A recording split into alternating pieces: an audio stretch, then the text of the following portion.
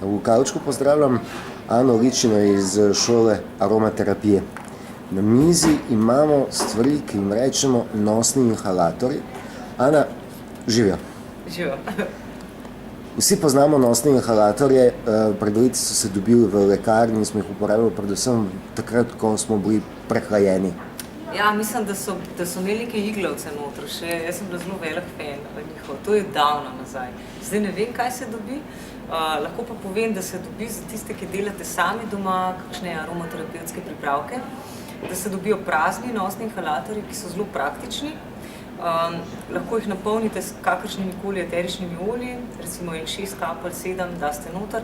Sestavljeni so običajno iz 3 delov, se pravi iz tazga praznega tulca, v katerega se vtakne palčka, ki je taka neka vatirana palčka, in pa pokrovček.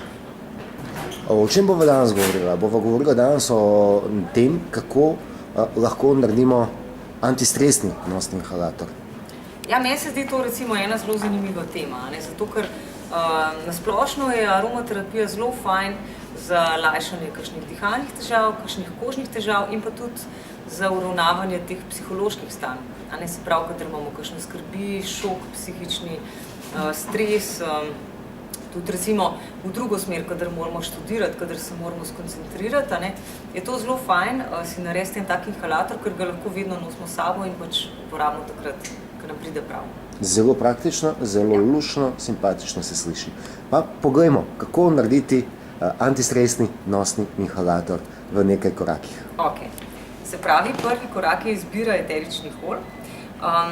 Naj poudarim, da so vam lahko prva izbira citrusi v tem primeru, predvsem bergamotka, mandarina in pomaranča so recimo taki zelo lepi protistresni vonji. Potem prava sivka, ne sme biti lavandin, ampak se pravi lavandin je hibridna sivka, ampak prava sivka se pravi lavandula angustifolia.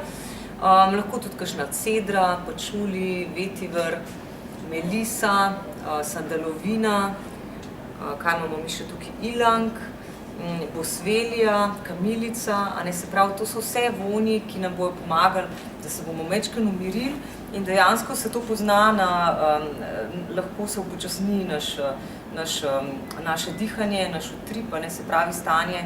Pri stresu je stanje telesa v tem bori se ali beže, se pravi, tako kot če bi nas, ne vem, tiger sredi džungle napadel, se moramo mi v hipu sekunde odločiti, ali se bomo borili z njim ali bomo bežali.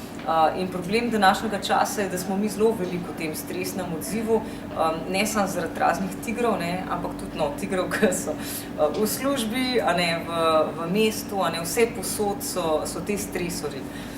Tako da zato je zelo fajn imeti eno tako prvo pomoč, dišečo, luštno v žepu, da si lahko takrat z njo pomagamo. Tako imenovani quick fix. Ja. Zdaj, ko to sestavljaš, povej nam pri izbiri eteričnih olj, koliko morajo pač biti vsi ti, ki bodo zainteresirani, da bi naredili nek nosni inhalator sami doma, pozorni in previdni pri sami izbiri kakovosti eteričnih olj. Namreč v kavčku prisegamo in izbiramo vedno Primavero, ki jo tudi ti podpiraš. Absolutno, ja. Koliko je pomembna za učinkovitost, kakovost olj, ki jih uporabljamo? Zelo pomembna, zato ker za moje pojme brez, da imamo kakovostna olja, se sploh ne moramo pogovarjati zares o aromaterapiji. Zato jaz podpiram Primavero, ker to so bila tudi prva olja, ki so bila na voljo in mislim, da njihova kvaliteta dosti drži že teh 20 let, odkar so v Sloveniji.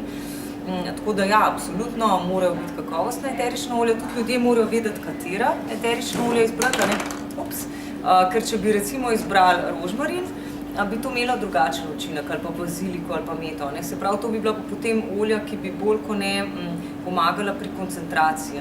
Do tega bova tudi prišla. Ja. Zdaj ostaneva pri stresu in načinih, kako ga lahko odpravimo z enim takim simpatičnim nosnim inhalatorjem. Ok. Se pravi, zadeva se naredi čisto preprosto. Jaz bi svetovala, da za te prve poskuse, da izberete največ 3 različna eterična olja. Jaz bom izbrala neroli in bom dala 2 kapeljici nerolija, rdečo mandarino, zopet 2 kapeljici, 3 so padle, in pa pravo sivko, zopet 2 kapljici.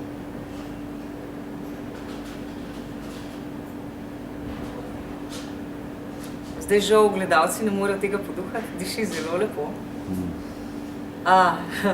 In zdaj to samo še zapakiramo, takole noter, zapremo in naš nosni inhalator je pripravljen. Zelo pomembno je, da ga tudi opremo s kakšno nalepko, da napišemo točno, kdaj smo ga izdelali, kaj smo dali noter.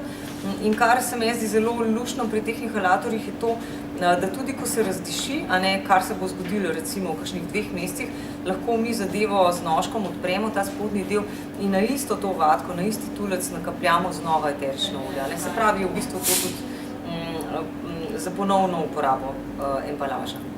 Super. Hvala lepa za tole predstavitev, za poučno predstavitev. Povej, torej, smo prav razumeli, da teh 5-6 kapljic na ta način zadostuje za uporabo za neke 2 meseca, 3?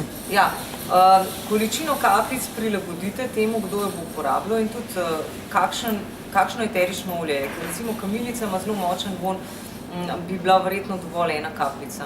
Tudi recimo, če delamo inhalator za otroka, moramo zmanjšati število kapljic. Tako da prilagodite število kapljic tam nekje med 3 do 8 se lahko giba ta količina. Skupaj 8? Ja, skupaj 8, pa seveda na menu, ali delamo nekaj, kar nam bo odprl nos ali pomagali pri študiju ali pa pač uspavali. Ta inhalator lahko uporabljamo tudi pri nespečnosti. Recimo zvečer ga imamo nekje v bližini postelje in namesto, da bi eterično olje nakapljali na vzglavnik, lahko poduhamo parkrat in se umirimo, globoko dihamo. Istega antistresnega? Ja.